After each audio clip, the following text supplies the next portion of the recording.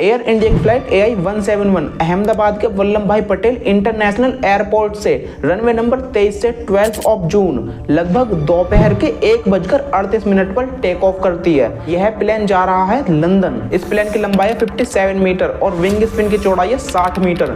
इसके wing spin बिल्कुल full है फ्यूल से।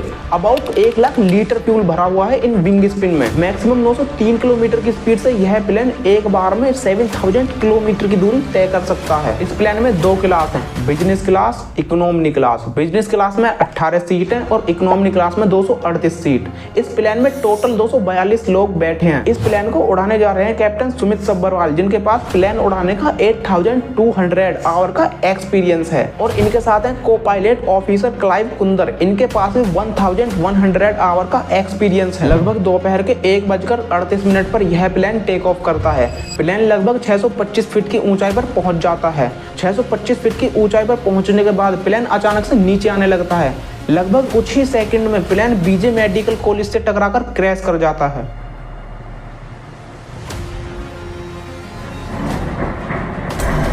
एक्चुअली ऐसा क्या हुआ इस प्लेन में जो ये क्रैश कर गया? आइए इस प्लेन क्रैश को डिटेल में समझते हैं। इस इंसिडेंट ने एक बार फिर सवाल खड़ा किया है कि क्या एयर ट्रैवल सेफ है? आइए इसे भी डिटेल में समझते हैं।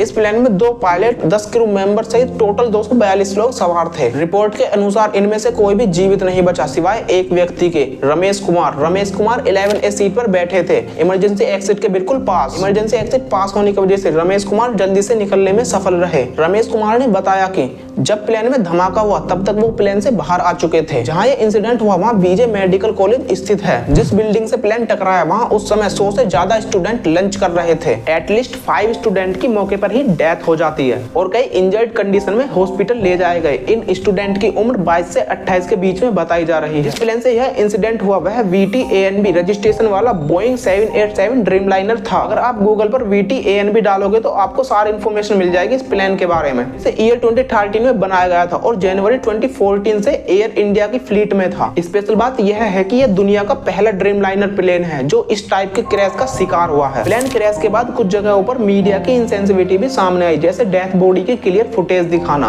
और विक्टिम की फैमिली से नॉनसेंस सवाल पूछना। जहां मीडिया इंफॉर्मेशन का पावरफुल मीडियम है वहीं उसे रिस्पॉन्सिबिलिटीज से व्यवहार करने की जरूरत है। इसकी असली वजह अभी तक पूरी तरह साफ नहीं हो पाई है, लेकिन शुरुआती इन्वेस्टिगेशन और एक्सपर्ट की रिपोर्ट के अनुसार एक पॉपुलर रीजन सामने आया है, फ्लैप्स या लैंडिंग गियर की गलती। फ्लैप्स प्लेन के विंग्स के पिछले हिस्से में लगे मूवेबल पार्ट होते हैं। टेक ऑफ और लैंडिंग के टाइम इन्हें बाहर निकाला जाता है ताकि प्लेन को ज्यादा लिफ्ट मिल सके, कम स्पीड पर भी प्लेन उड़ सके। रिपोर्ट्स और एक्सपर्ट के अकॉर्डिंग लैंडिंग गियर यह प्लेन के पहिए होते हैं जिन्हें टेक ऑफ के बाद ऊपर खींच लिया जाता है ताकि हवा में ड्रैग कम हो और प्लेन तेजी से ऊपर जा सके। रिपोर्ट्स और एक्सपर्ट के अकॉर्डिंग को पायलट ने गलती से फ्लैप्स को हटा दिया, जबकि फ्लैप्स को हटाने से पहले लैंडिंग गियर को ऊपर करना था। अगर पायलट पहले फ्लिप्स हटा देंगे तो प्लेन को उड़ने के लिए जरूरी लिफ्ट नहीं मिल पाएगी। उसी समय लैंडिंग गियर भी नीचे रह जाए तो ड्रैग बहुत ज्यादा हो जाता है, जिससे प्लेन तेजी से ऊपर नहीं जा पाता और नीचे गिरने के चांसेस बढ़ जाते हैं। रनवे छोड़ते ही प्लेन 625 फीट की ऊंचाई तक गया और फिर तेजी से नीचे गिरने लगा। इससे लगता है कि प्लेन ने पूरी स्पीड नहीं पकड़ी थी और फ्लैप्स हटाने के कारण लिफ्ट भी नहीं बन पाई। इसे एयर इंडिया ने पायलट की गलती बता दिया, जिसे पायलट एरर कहा जाता है। लेकिन एक्सपर्ट्स ने बताया यहाँ पर पायलट की 0% गलती है। आप एक बार इस वीडियो को देखिए।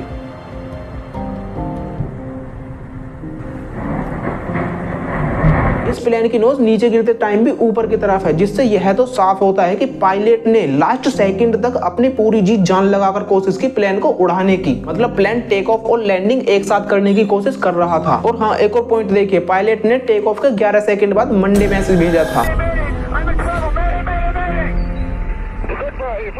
इसका मतलब होता है पायलट को ऐसा लगा कि इंजन फेल हो गया हो। अब आपके दिमाग में एक सवाल होगा, क्या दोनों इंजन फेल हो गए थे? अगर एक इंजन फेल हो गया तो क्या दूसरा इंजन प्लेन को उड़ा नहीं सकता? इस प्लेन को इस तरह डिजाइन किया गया है कि अगर एक इंजन फेल हो जाए तो दूसरा इंजन इस प्लेन को 330 मिनट यानी 5 घंटे तक हवा में उड़ा सकता है। बट अनफॉर्चुनेटली इस प्लेन के दोनों इंजन की पावर ऑफ हो गई थी। इस इंसिडेंट के बाद लोगों का सिर्फ एक ही सवाल है, क्या एयर ट्रेवल अभी भी सेफ है? आपको यह सुनकर हैरानी होगी कि प्लेन क्रैश में मरने के चांस 1 इन मिलियन है। यानी अगर आप हर दिन एक प्लेन में बैठे तो भी शायद आपको 100 साल तक कुछ नहीं होगा। और अगर आप बस या कार से कहीं घूमने जाते हो तो उसमें भी 1 इन 5000 यानी प्लेन क्रैश से 2200 गुना ज्यादा चांस है आपके मरने के। और अगर आप यह सोच रहे हैं कि मैं बस या कार से कभी ट्रेवल नहीं करूंगा और पैदल ही घूमने निकल जाते हैं, यानी आप पर बिजली गिर के आपके मरने के चांसेस प्लेन क्रैश में मरने के चांसेस से 700 गुना ज्यादा हैं। और हाँ, यहाँ तक कि मच्छर के काटने से आपके मरने के चांसेस 1 इन 4 लाख यानी प्लेन क्रैश से 27 गुना ज्यादा। प्लेन में ट्रेवल करना इतना सेफ है कि आपका मोबाइल ब्लास्ट होने की संभावना भी ज्यादा है।